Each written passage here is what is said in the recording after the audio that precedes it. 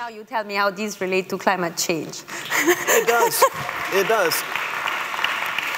Problem with this footage is that it's not only funny, it's almost pretty scary, because we're going that way, the way we conduct our news. It has to be fast, it has to be talking about issues that are not too complicated, and we don't have to bore people.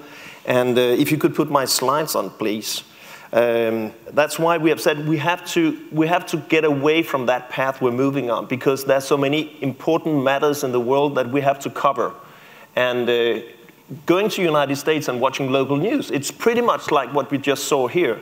And we have to get away from that path in order to tell people about complicated matters that are important for society. And that's what we try to do. We have come up with a concept we call constructive news, and it's a way of trying to make a paradigm shift in our news business. And it struck me one night when I was. This is a picture of my neighbor's daughter, and we were sitting at a table at a gathering there, and she was understanding I was a journalist. And that night I understood that we had to do something, because she said, "You're a journalist, it is terrible. I'm in 8th grade and I've got homework. My teacher said I have to watch the daily news for a week, and I hate it. It's so depressing." And she said, "Why are you so negative?" And then I said, like I've said to any CEO or any politicians I've talked to for the last 25 years, they always told me, "Why are you so negative?" And I just said, "I'm not negative, I'm just a reporter, I'm a journalist. That's what we do. We report stuff that happens. And would you like us to stop covering planes flying into World Trade Center just to make you feel good?" I mean, of course, we should report what's going on. And the world is a shitty place, and we report it. And that shut them up for a while. But the next evening, I watched our daily news show, the show that I was in charge of, or is in charge of, just to show you what we broadcast, what picture of the world did we present that day. And this was a normal evening, Friday evening. People were having a weekend, a good night. So welcome to TV-Avisen, which is our news show. There's a terror threat against Denmark, news shooting in Copenhagen, new trains delayed, but they're from Italy, so what can you expect? Young girls get cancer, bus strike continues, women sexually abused in Sweden. We have the pictures of the house where it happened. Political party in a crisis have a meeting. Old presidential candidate in US in a crisis. Court case after plane crash with hundreds of dead. Suppressed North Koreans do gymnastics. Sports was giant spider spreads panic in Liverpool. And finally, the weather, the rain continues. That's what we presented that evening, and it wasn't even a special evening. That's what we did. Each story was pretty much okay, but the picture we painted, how was that? So we actually scare people. So we have realized we have to do something differently, and we have to come up and trying to not do what my teacher told me at journalism school. The first day I was told that a good story is a bad story. And if someone doesn't get mad of your story, it's not journalism, it's advertising. So if people call you and said, "I have a good story to tell you," it's because they want to sell you something. They want you to spread the word about they are a good political candidate, or they want to sell a product, or they are a special interest group they want. So we're trained, it runs in my blood veins, in my DNA as a journalist. Bad stories are good stories. And we don't want to help people with positive stories.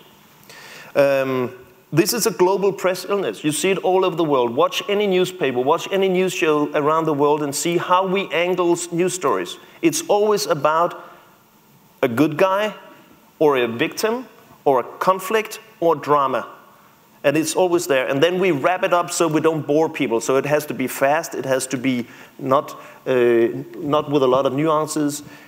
And it's not very good. In London, the London Evening Standard, they're running an advertising campaign, or did that last year. And the letter on the buses all over London said, "Sorry," because their circulation was dropping, like for any newspapers in the Western world. And they said, "Sorry, we have been so negative." Sorry we have been so predictable. Sorry we took you for granted. I think the whole press in the Western world should run that advertising campaign saying, sorry, because we have something we're not doing our jobs. We're not actually telling people about what's happening in the world. We're not giving them tools so they can make the society better. Talking about climate change. One of the reasons why people are so fucking tired of talking about climate change, sorry, beep, is because we are as media, we are talking so much about the problems. But if we are not also focusing on the solutions, inspiring people to how can you do it, going to countries where they have done something about it, finding companies who have done something, that's the good stories about it. And I think we should focus more about that.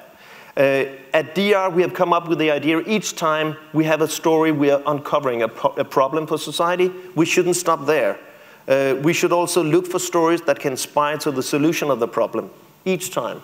And now we try and in interviews, we ask people if they criticize a political opponent, we say, but what is your own idea?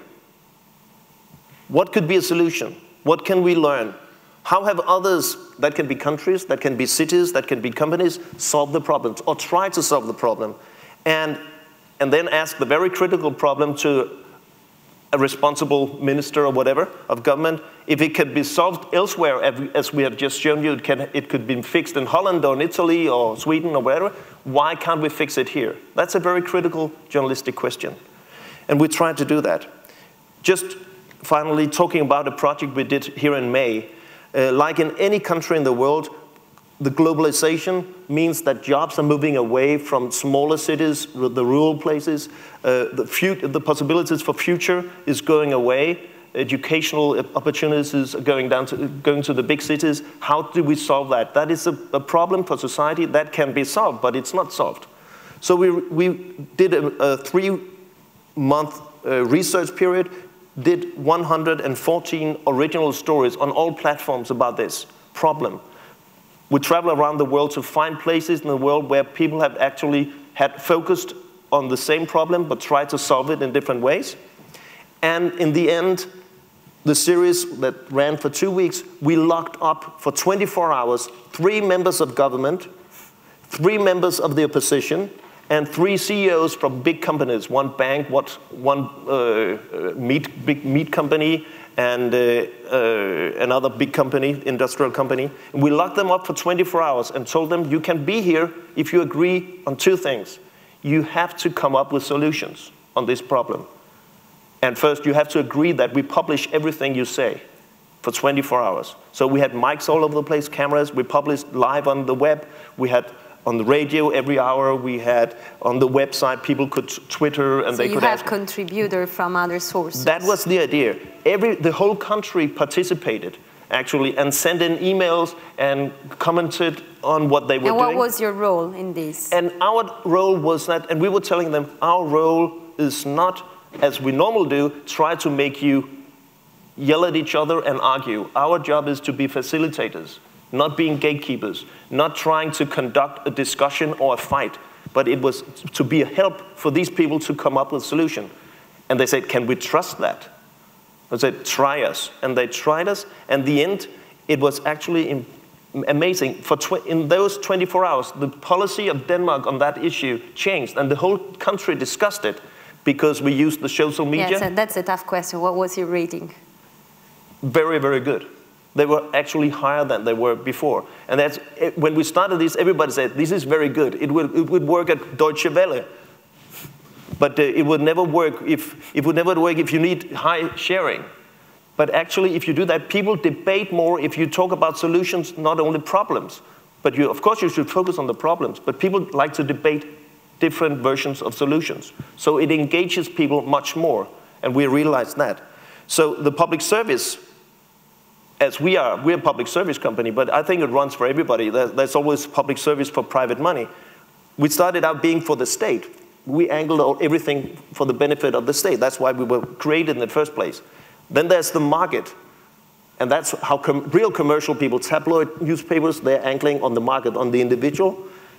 And the consumer is always right. And the question is always, where on this line should you be?